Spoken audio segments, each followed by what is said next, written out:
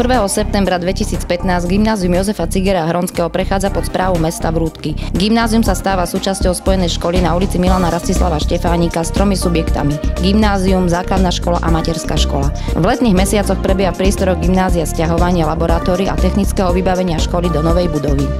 Ja som z veľkej časti smutná, lebo taká plná očakávaní, ako to bude, ako sa zohráme.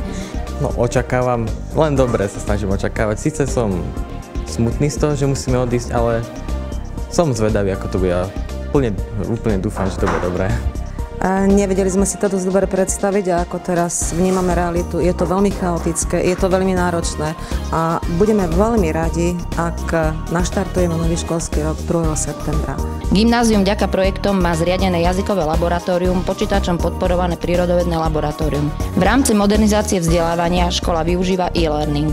Pre študentov sú pripravené triedy s digitálnym vybavením a Wi-Fi pripojením. Nové priestory školy ponúkajú isté výhody. Študenti budú mať v dispozícii 2 telocvične priamo v areáli a multifunkčné ihrisko. Škola je po kompletnej rekonštrukcii. Tešíme sa na vzájomnú spoluprácu oboch subjektov novej školy. Veríme, že prinesie nové podnety, projekty, úspechy. Posilní sa jej dobré meno, ktoré osloví širokú verejnosť, rodičov a ich detí. Pre Gymnázium Jozefa Cigera Hronského vo Vrútkach Lucia Ondrušová, Anna Gregorová, Iveta Lieskovská.